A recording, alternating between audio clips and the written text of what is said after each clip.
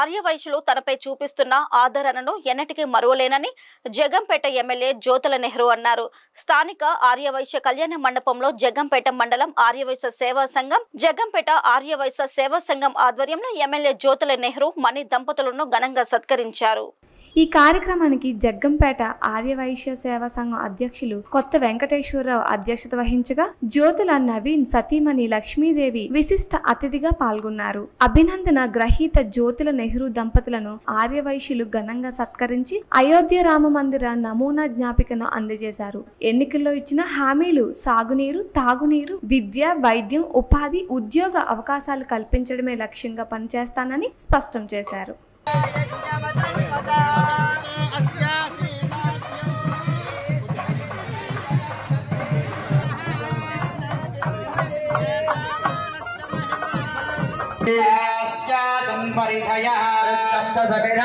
కలియుగ దైవమైనటువంటి వెంకటేశ్వర స్వామి వారి యొక్క భారీ స్థాయిలో ఒక గుడిని నిర్మాణం చెయ్యాలి అని చెప్పి నాకు సంకల్పం కలిగింది.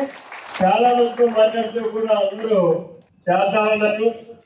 మరి దానికి మీ అందరి సహకారం కూడా కావాలి.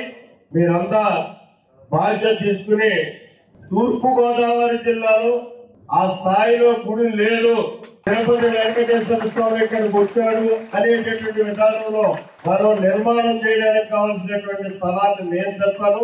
నిర్మాణం చేయడానికి కావాల్సినటువంటి అవసరాన్ని మీరందరూ సహకరించాలి అని చెప్పి మనం చేసుకుంటూ, అంతేకాకుండా ఇవాళ మన చంద్రబాబు నాయుడు గారు ముఖ్యమంత్రి అయిన తర్వాత ఒక మెగా డిఎస్సి తీయబోతున్నారు.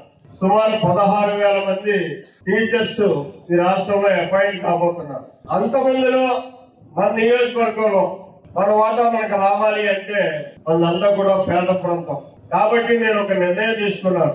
ఎంతమంది అయితే ఉంటారో అంతమందికి కూడా 60 రోజులు టెట్ గాని డిఎస్సి గాని రెండు కలుపుకుని 60 రోజుల సమయం ఉంటది. రేపు 2వ తారీఖు నుంచి బెటర్ ఫ్యాకల్టీ, లక్షల ఫీజులు తీసుకునేటటువంటి ఫ్యాకల్టీ ఏదైతే ఉంటుందో అదే ఫ్యాకల్టీ తోటి ఇక్కడ మన నియోజకవర్గంలో ఉన్నటువంటి పేద పిల్లలందరికీ కూడా ఈ టీచర్ ఉద్యోగాలకు వెళ్లే వాళ్ళకి కోచింగ్ ఇవ్వాలి అని చెప్పి 60 రోజులు కోచింగ్ ఇవ్వాలి. ఆ 60 రోజులు కూడా అన్ని సౌకర్యాలతో భోజనాలు కానీ బెటర్ ఫ్యాకల్టీ కానీ అన్ని చేసి ఇవ్వాలి అని చెప్పి ఒక నిర్ణయం తీసుకుని దానికి యాక్షన్ ప్లాన్ కూడా తయారు చేసుకోవడం జరిగింది. పిల్లలు ఎవరైనా ట్రైనింగ్ రావడానికి ప్రోత్సహించి పంపించండి. మన కోచింగ్ సెంటర్ నుంచి పిల్లవాడే నెంబర్ 1 రావాలి అనేటటువంటి ఛాలెంజ్ గా తీసుకుని ఈ కార్యక్రమాన్ని చేయబోతున్నాను. దీనికి మాత్రం మీరందరూ నాకేం సహకారం చేయకల్లా, మీరు చేసేది ఏంటంటే ప్రచారం. మంచి కోచింగ్ సెంటర్ మన ఎమ్మెల్యే పెట్టిన ఇక్కడ మీరు అందరూ చదువు అందులో కోచింగ్ తీసుకోండి.